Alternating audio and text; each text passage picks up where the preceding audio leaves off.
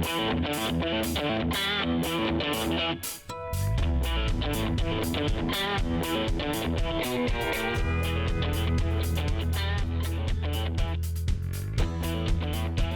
to Private Politics, where we prepare you for your next political conversation. I'm Jeronimo Cortina, political science professor at the University of Houston. And I'm Brandon Rottinghaus, also a political science professor here at the University of Houston. Thanks for hanging out with us and talking politics. Another crazy week. We've got a battle about Nazis. There are poop videos from the president. The Louvre was robbed. I assume you had nothing to do with that. And the government's still shut down. Yes. So we're still in this chaos moment. Now, where were you during the Louvre robbery? You were silent this last weekend. I had my doubts. Just here. Just here. Yep. We'll see about that, my friend. I was teaching, actually. Yes. Okay. Well, we'll see about that when Interpol shows up. Right, at my house. Where to point them. Yeah. But let's talk about some other intrigue here, and that's about fundraising, which, of course, is so important to winning and losing. Yes. Not the only thing, but it matters a lot. Let's start with Q3 fundraising and the Senate race. The numbers are pretty clear on this, and you can imagine, obviously, that a lot of that flows to the biggest races, in this case, the primary for the Republicans for the U.S. Senate here in Texas. John Cornyn has raised and has on hand basically double what Ken Paxton does. Wesley Hunt raised a pretty small amount, about $360K, but he's got about 1.2, 1.3 on hand, and obviously he's going to catch up pretty soon since he didn't jump into the race until later. What does the money mean in this kind of early moment? Well, I think the money means two things. One is you have to be competitive for this primary election.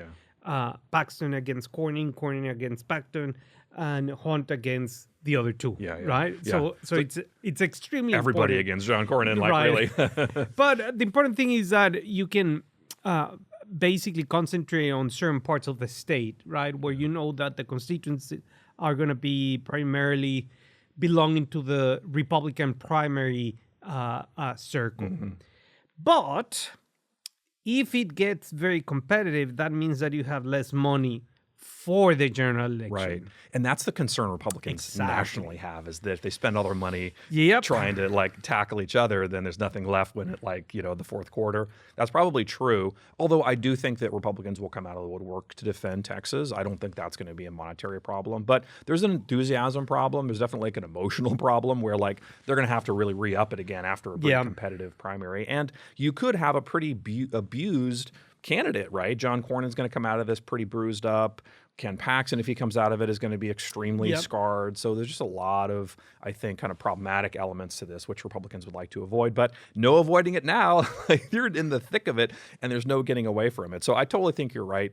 Cornyn's burn rate is pretty low compared to others, and so that's a useful metric for him to be able to have longevity. But he's spending a lot of money trying to climb up. I think what we're seeing is that, the polling suggests that Cornyn has made up ground, but mostly it's that he's sort of stayed the same and Paxton's come down. So I think the reason we're seeing a leveling here is not so much that Cornyn's surging, but rather that people are unhappy with Paxton, and that's being shown in the polls. So we'll see how this plays out. But obviously, as you say, the money's really important, and this definitely is a signal of strength. Some other races down ballot are interesting, too. In the congressional district here in Houston, number 9, Briscoe Cain and Alexandra Mealer are locked in a pretty intense battle. She outraised him by about double. She's got about 560 on hand, and he's got about 266 on hand. Dan Meems is also running. He's a San Jacinto College trustee.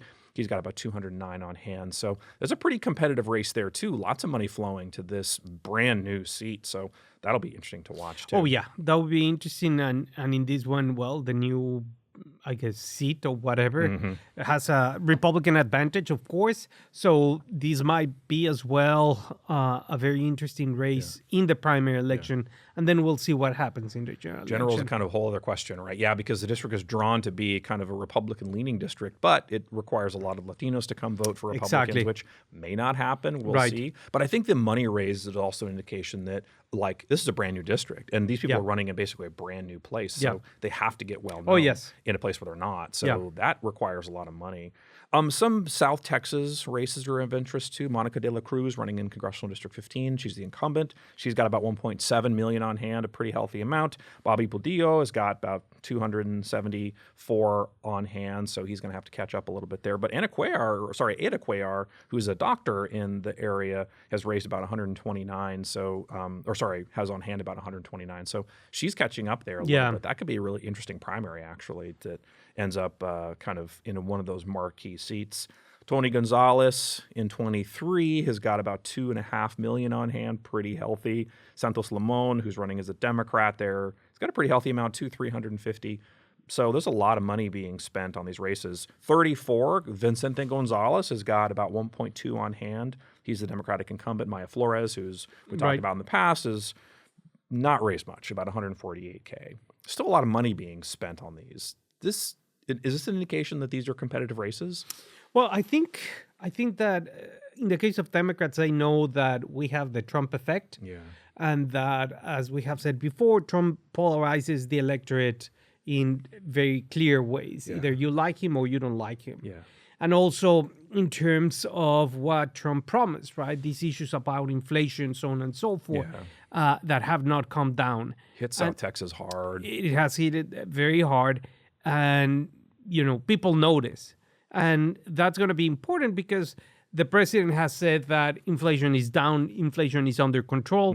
But then when you go to the supermarket, you see it's like, wait a minute. Right. So that was an issue, right? Because that was the campaign issue that Trump really, really cemented his advantage, especially in South Texas, and also making these promises to a chunk of the electorate that have not been paid attention for many years. Yeah, we talked about this with respect to Jeannie Hinojosa's candidacy, and that's that the support among Latinos for Democrats in general has dropped by about 20 points. They've got to get those numbers back up if they're going to be even remotely competitive statewide. And these are the races where that happens, right? The lower turnout in these lower races sort of juices up turnout at the top of the ticket. So that's really critical. Another way to think about this is that you've got Greg Abbott running for governor, right? Running for re-election. He's got $90 million.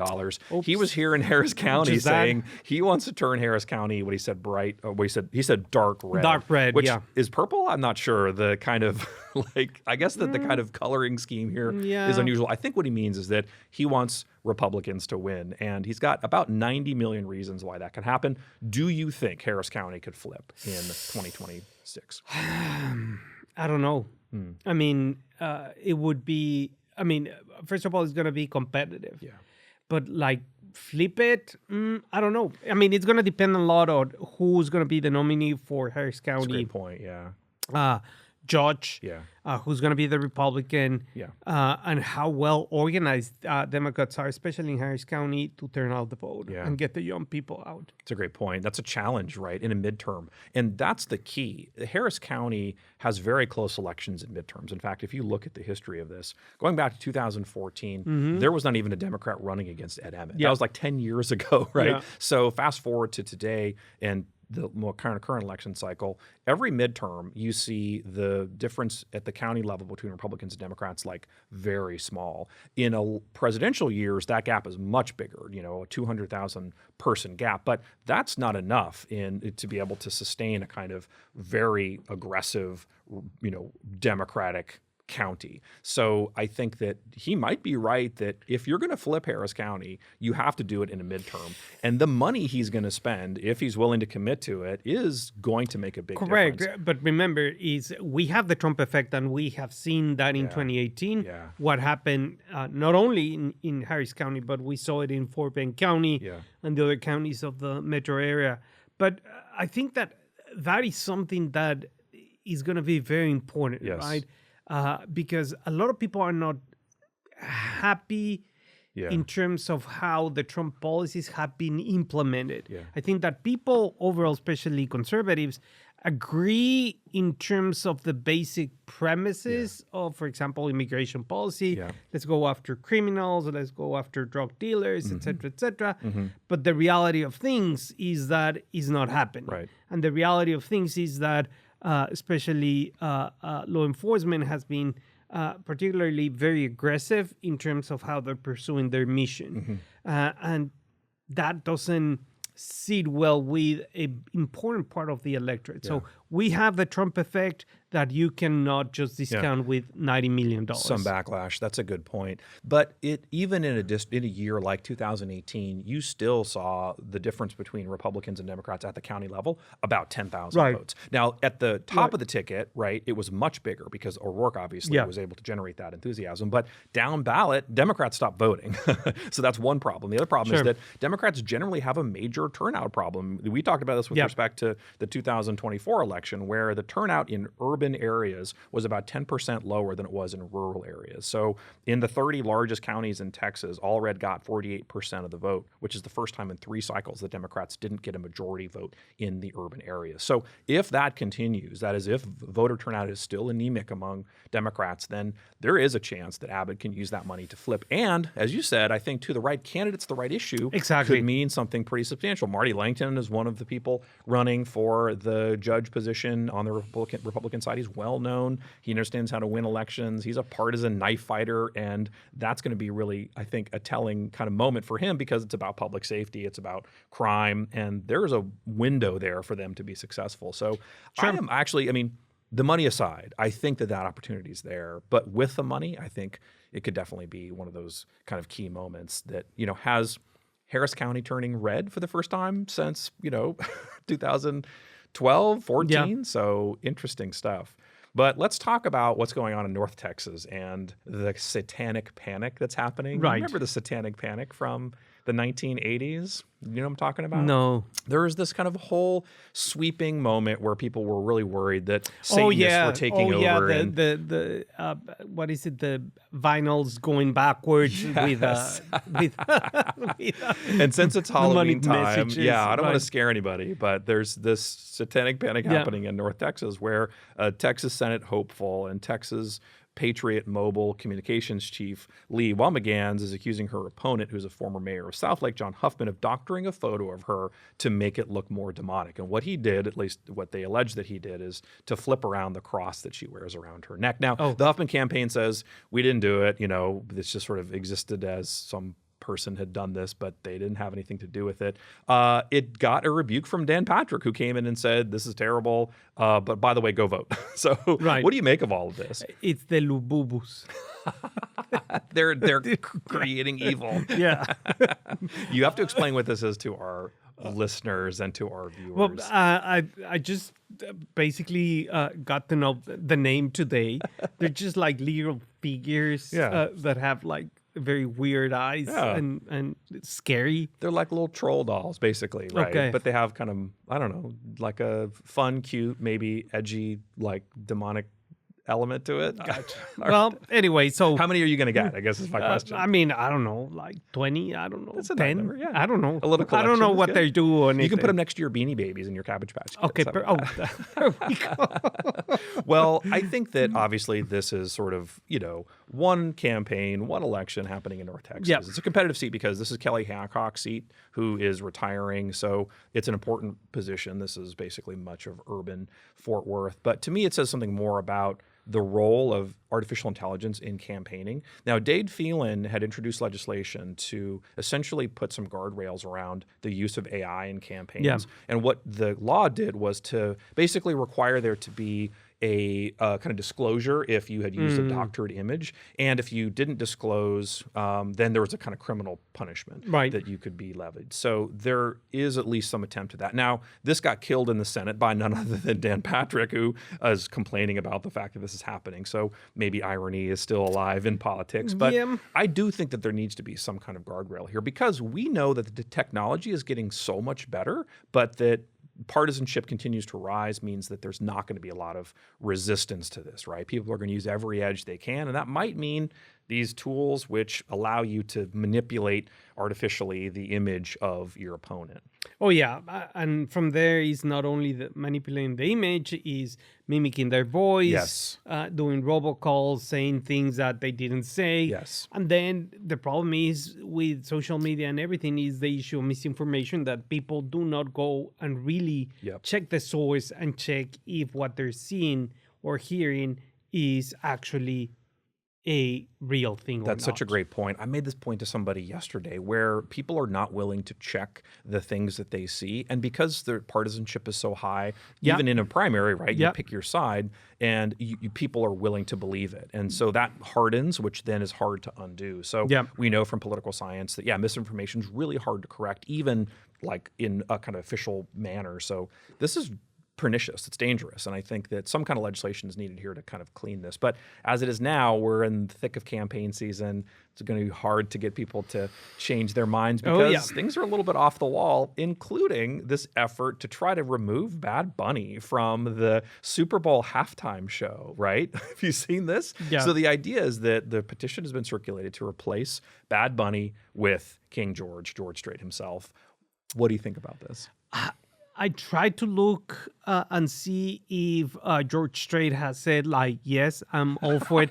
He hasn't said anything, so I don't blame him. I think that they should have asked him first before. Good call, yeah.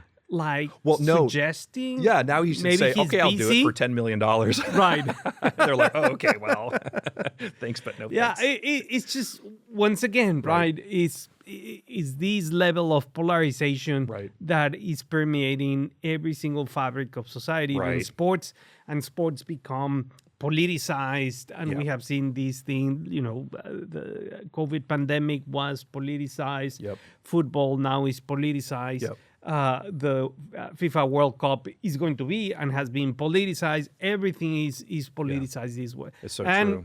It's one of these things very weird because it's not the first time that, someone, first of all, Bad Bunny is a U.S. citizen. Yes. By the Jones Act Rico, right? Of 1905, if I remember correctly. So he is a U.S. citizen. Right, yeah. No, so, he's extremely popular, and so is George Strait, but it's a lot of virtue signaling. And I think you're right. It's lamentable that we can't even enjoy a halftime show without politics getting in the way. Yep. So I'm all in favor of compromise in politics. So how about this? How about we have both of them perform? They perform together. How awesome would that be? Let's make it happen. Let's do that online petition, right? If you want to do it, okay, fine. But let's merge this together. That's the way Super Bowl halftime shows have been, right? It's kind of three different people performing, right? And they do it together. And you and I, we can even compose a song for them. I definitely could do a good song on this. Yeah. You say a unity song. Right. Okay. Unity song. There we go. Love it. Well, you said everything's been partisanized. I think you're exactly right. Politics is everywhere, and it's definitely in the pardon process now. President Trump has commuted the sentence of George Santos, who's a former Republican from New York. He was a representative who I didn't even know how to quantify the number of things that he lied about and that was untruthful about during the campaign and even during his time in office. In my forthcoming book on scandal, I have a whole literally page of the things that he did and said that were wrong or misleading or even illegal. In any case, it doesn't matter because the sentence has been commuted after 3 months of service of a 7-year sentence for wire fraud, and he is now out. What do you make of this? Good luck, George. Have a great life, as the president said. And he probably will. Yeah. Better out of jail than in jail, right? Yeah. I mean, again, I don't get it. Yeah. I mean, because the fact of the matter is that even he was rebuked by his own party. Right. Right. So it was Republicans also said, Major Taylor Greene said, wait, what? Yeah. No, that is too much, right? And the fact here is, when you look the tea leaves, is that the president does whatever he wants because he has control of the Republican Party 100%. So if we have doubts that the Republican Party was some sort of independent from the president, no, it's the Republican Party of President Donald J. Trump. Yeah. Period. End of story. And he does whatever he wants to do with the party, pardoning this and that with no problem whatsoever. You're exactly right. And I think we've talked about this before, but scandals matter less when you minimize the impact of them. And this is a perfect example of this, right? If there's no retribution for the scandal, if there's no sanction for it, then it officially doesn't matter. Right. And that, I think, is contributing to this. The other thing that's important to note here is that Donald Trump loves to pardon. And I think, most presidents use this in different ways, but he has pardoned over 1,600 people. Wow. The Justice Department estimates that this has cost in terms of restitution being paid about $1 billion. And you're exactly right that the tone of how pardons function is different now. Donald Trump, I think, sees himself in a lot of these people, especially who are former politicians who've been put into jail. I'm thinking about like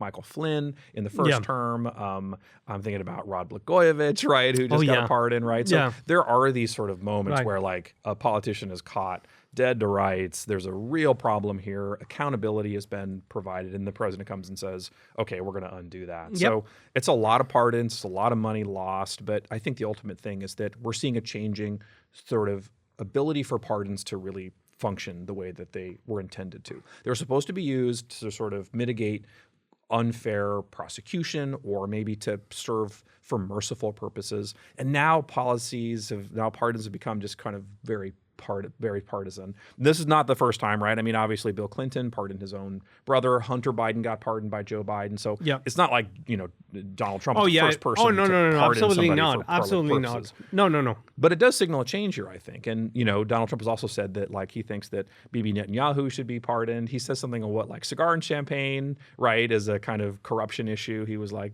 don't worry about it, right? Encouraging the president of Israel to basically pardon him. So there's just, I think, a changing standard for what it means to have a pardon. So that to me is interesting. But let's talk about DOJ beyond this. There's a report that came out that the president is demanding the Justice Department pay him about $230 million in what he claims are damages related to various federal investigations that have probed him. He points to several, including false claim that he was related to FBI and special counsel investigations, the Russia investigation, the search at Mar-a-Lago, $230 million. Guess who gets to decide if that happens? Let me see. Search your memories. I don't know. The president. Oh. And guess who's president? Yeah. Oh, I see. Oh, is there a conflict of interest there? Or? I don't think so. Okay. I think it's fine. Yeah. There was a law professor that got quoted who says, you don't need a law professor to tell you that this is absolutely wrong. And I think that it is problematic, right, for lots of reasons. There's a clear conflict of interest. Right? But to me, it's also problematic because there's no clear standard for what would constitute like the way that this process would unfold, right? It's sort of just, well, I want this kind of to happen, so I'm going to say yes. It's going to come across my desk, as the president said. I'm going to sign it and say I get this money in the form of a giant check, like a lottery winner. That's a problem, right? Because the lack of transparency here and the conflict of interest is just so obvious, right?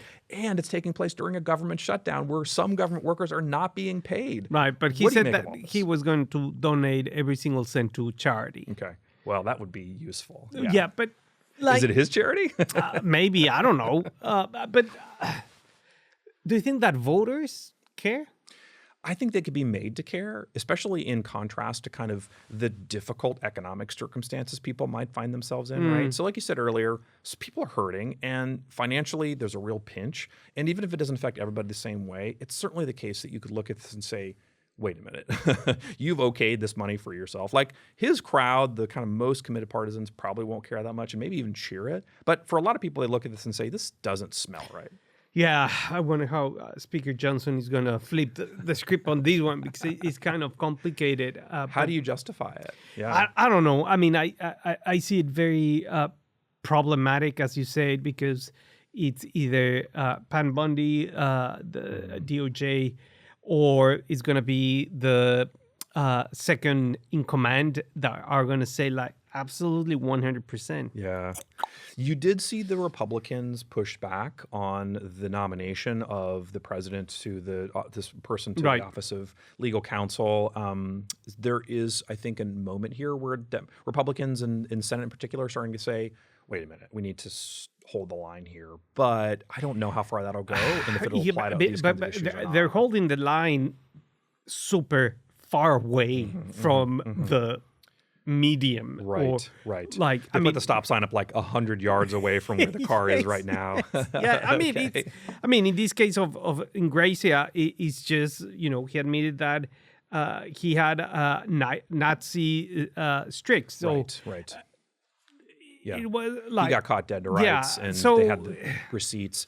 And I think too, there's definitely a sense that like, we know nominees don't survive as long in scandal. Like that's something that's proven statistically true. So there is definitely imitation here. But let's talk about the same kind of concept, but in a different way. And that's that Maine Democratic Senate candidate Graham Plattner has fended off allegations about a Nazi tattoo on his chest. Now, he's running for the Democratic nomination for U.S. Senate against Susan Collins, who's the incumbent Republican. The Nazi symbol is sort of unclear.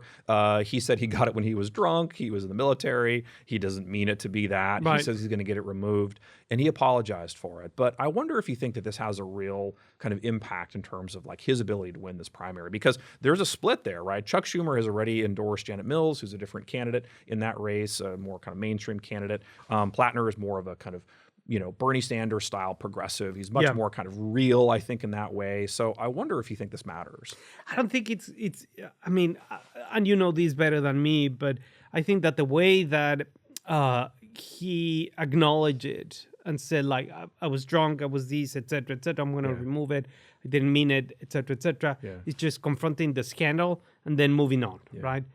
And I think that it's a very interesting way in terms of how these two candidates are going to present themselves to the electorate, right? You have this choice or that choice, and that has been the quintessential problem with the Democratic Party. That's true. Yeah, I mean, we know from scholarship that apologies don't seem to matter, but I actually have evidence that they do, especially when they're consistent with the person's values. So I do this test that asks people about their religious preferences, and if a person who's a candidate politician gets snared in a scandal, they apologize and they kind of reference their faith. It is something that people respect. And so there is a moment here where apology can matter. But he has other issues too, right? He had some Reddit posts in the past that were complicated. So we know, though, that elites matter, and elites have protected him generally. Last thing to note, Shutdown's still happening. Is there a recipe for this to be ending anytime soon? Well, I mean, I think Democrats are going to hold on until November 1st because that's when you start enrolling to Obamacare and when these new tariffs it's hitting Senate races hard. Maine, Michigan, Georgia. Yeah, but we'll have a better analysis for that in our next week contribution to the political dialogue. I'm Jeronimo Cortina. And I'm Brandon Rottinghaus. Thanks for joining us.